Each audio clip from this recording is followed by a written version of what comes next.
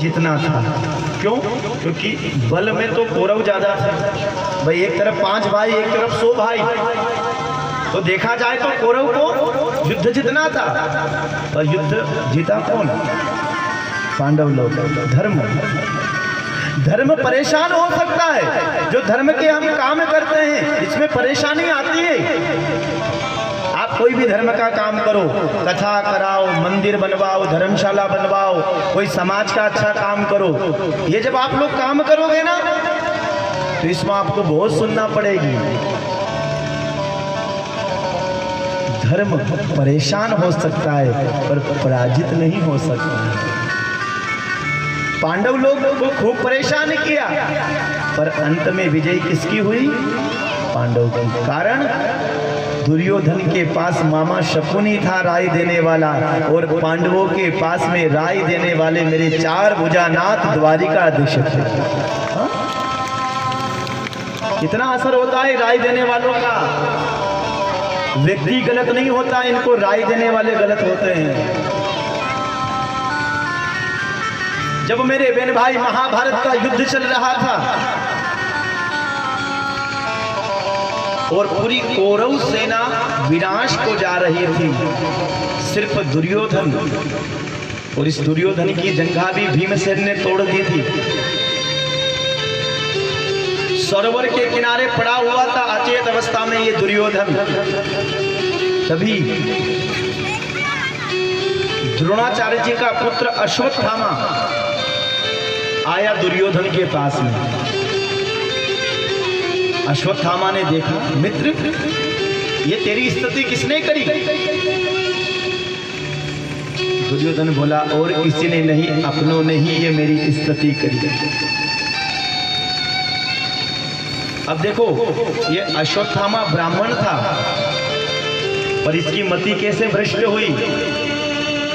इस अश्वत्थामा ने कहा कि दुर्योधन, अगर तू मुझे तिलक लगा के ये कह दे कि कौरव सेना का तू प्रधान सेनापति है तो मैं 5 पांडवों के सिर तेरे सामने जाऊंगा। अब वहां पर कोई कंकु गुलाल तो था नहीं तिलक लगाने के लिए। दुर्योधन का खून बह रहा था, उस रक्त की धार से दुर्योधन ने अश्वत्थामा को तिलक कर दिया। अब दुर्योधन का खून किसके माथे पे लगा? अश्वत्थामा। और मति भ्रष्ट हो गई। क्या सही है क्या गलत है कुछ दिखाई नहीं दे रहा है। और इधर भगवान को सब पता है, भगवान बैठे बैठे देख रहे हैं। पांडवों के साथ तो भगवान श्री कृष्ण थे, इनका कौन क्या बिगाड़ सकता है।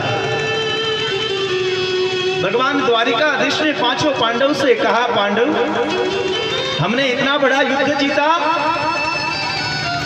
तुम 5 भाई अपने शिविर में नहीं सोओगे, आज तुम सब मेरे शिविर में सोओगे। हम एक साथ युद्ध जीतने का उत्सव मनाएंगे। और 5 भाइयों को भगवान ने कहा सुला लिया अपने शिविर में। पर मेरी मां द्रौपदी, बड़ा मार्मिक प्रसंग है मेरी माताओं, बड़ी ध्यान से सुनना। मेरी मां द्रौपदी जिसको कुछ पता नहीं था, उस द्रौपदी ने सोचा, जो द्रौपदी के छोटे छोटे बच्चे थे 5, उसने सोचा क्यों ना मैं 5 पांडव के शिविर में अपने बेटे सुला दूं। तो द्रौपदी मैया ने अपने बालकों को पांडवों के शिविर में सुला दिया। ये दुष्ट अश्वत्थामा आया, रात के अंधेरे में कुछ दिखा नहीं इसको, और रात के अंधेरे में 5 पांडव के सिर काट कर ले गया। दुर्योधन से जब जाके कहा कि मैं 5 पांडव के सिर ले आया, दुर्योधन ने विश्वास नहीं किया। जिन पांडवों को भीष्म पितामह जैसा योद्धा नहीं मार सका, जिन पांडवों को कर्ण जैसा योद्धा नहीं मार सका, मुझे विश्वास नहीं होता है कि तूने उनको मार दिया।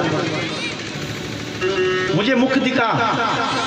जब मुंह खोले ना, दुर्योधन को रोना आ गया। अरे दुष्ट, अरे पापी, ये छोटे बच्चे, ये पांडव नहीं उनके बच्चे, इनने तेरा क्या बिगाड़ा था?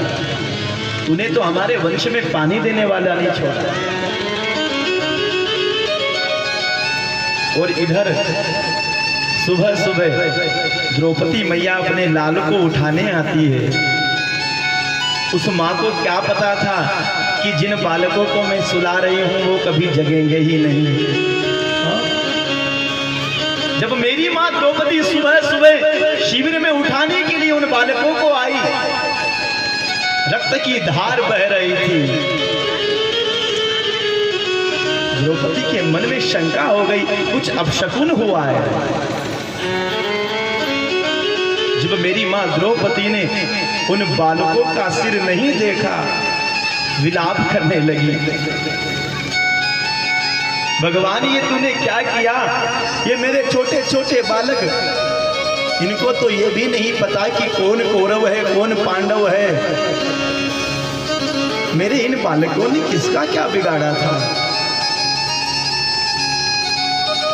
पांचों पांडव, भगवान श्री कृष्ण भी आए शिविर में।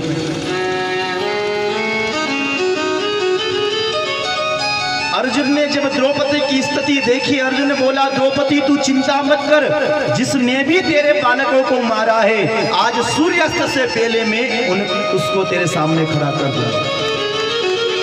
अर्जुन गया, रथ लेके ब्रह्मास्त्र चलाया, अश्वत्थामा को पकड़ के द्रौपदी के सामने फेंक दिया।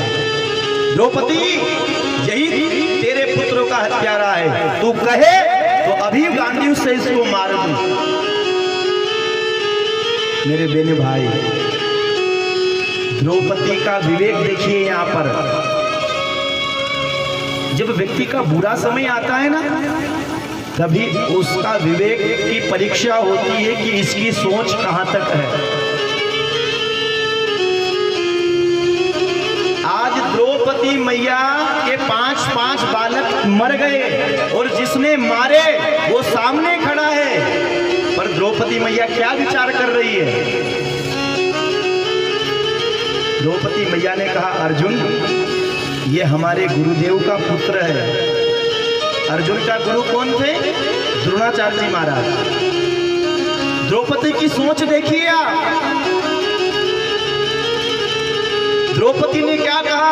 अर्जुन ये हमारे गुरुदेव का पुत्र है, और गुरुदेव को तो तुमने युद्ध में वीर गति को प्राप्त हो गए हमारे गुरुदेव तो। अब सिर्फ हमारी गुरु माता बची है, और गुरु माता का सहारा बस ये अश्वत्थामा है। मेरे 5 बालक चले गए तो तुम मेरे 5 पति मेरी सुरक्षा के लिए हो, पर गुरु माता का तो ये एक ही सहारा है, ये अगर चला गया तो किसके सहारे गुरु माता रहेगी? इतनी बड़ी बात कह गई। मेरे बहन भाई, इंसान बड़ा नहीं होता, उसकी सोच बड़ी होती है।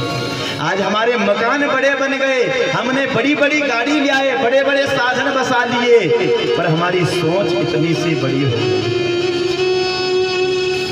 आज श्री कृष्ण द्रौपदी को बार बार धन्यवाद देते हैं। वाह द्रौपदी, तेरे विवेक की जितनी सराहना की जाए उतना कम है।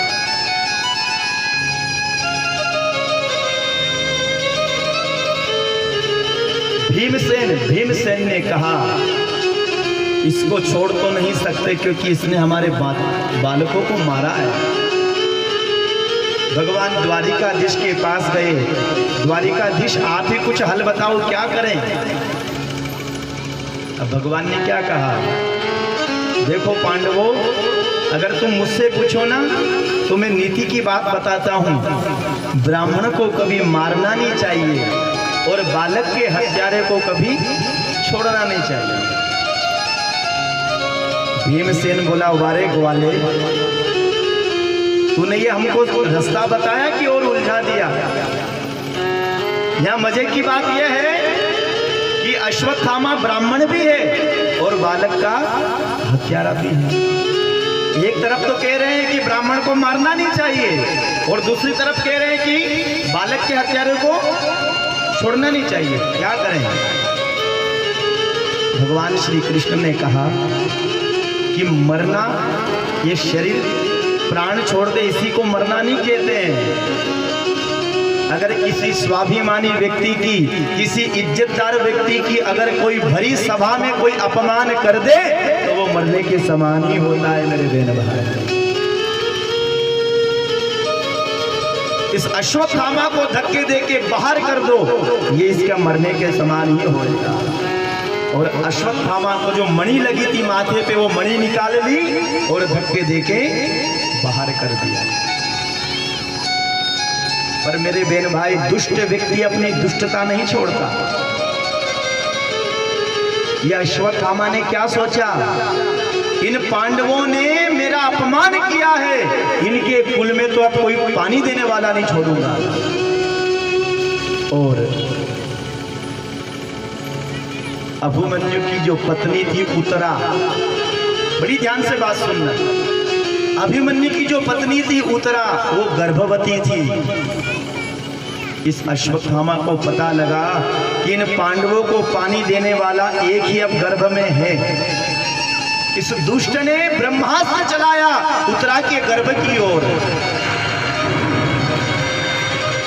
जैसे ही उत्तरा ने उस ब्रह्मास्त्र को आते देखा ना, उत्तरा घबराई नहीं। बहुत गहराई से बात सुनना आप लोग। जब ये ब्रह्मास्त्र उत्तरा के गर्भ की ओर आ रहा था, तो ये उत्तरा, इस उत्तरा ने किसी को नहीं याद किया। इस उत्तरा ने हाथ जोड़ के द्वारिकाधीश से प्रार्थना करी, हे श्री कृष्ण, हे द्वारिकाधीश, मैं वो गलती नहीं करूंगी जो मेरी सासू ने गलती करी थी। लोग, अभी उत्तरा की सासू कौन? द्रौपदी। आज उत्तरा ये कहना चाह रही है कि जब भरी सभा में दुशासन मेरी सासू द्रौपदी का चीरहरण कर रहा था, तो द्रौपदी ने सबको पुकारा था। पहले पति को आवाज लगाई थी, फिर राजा को आवाज लगाई थी, सभी को बुलाया था, और जब कोई नहीं आया था फिर द्वारिकाधीश तुझे बुलाया था। पर मैं वो गलती नहीं करूंगी, मैं किसी को नहीं बुला रही हूँ, मैं तुझे बुला रही हूँ। और भगवान को कोई बुलाए और भगवान न आए, ऐसा हो नहीं सकता है। वो मेरा कन्हैया, वो मेरा चार भुजा नाथ तो हर जगह आने के लिए तैयार है, पर उसे बुलाने का भाव चाहिए। कौन कहते हैं भगवान आते नहीं, तुम गोपियों की तरह तुम बुलाते नहीं। कौन कहते हैं भगवान खाते नहीं, माता शबरी की जैसे तुम खिलाते नहीं।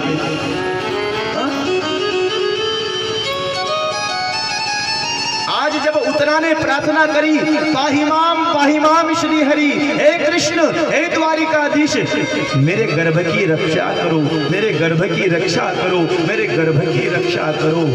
भगवान ने क्या करा?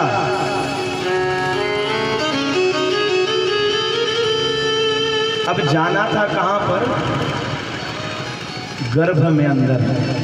भगवान ने सोचा इतनी छोटी जगह गर्भ में जाने की कैसे जाऊं, तो भगवान ने अपने भक्त की रक्षा करने के लिए छोटा सा स्वरूप बना लिया और सुदर्शन चक्र के माध्यम से भगवान उत्तरा के गर्भ में प्रवेश कर गए।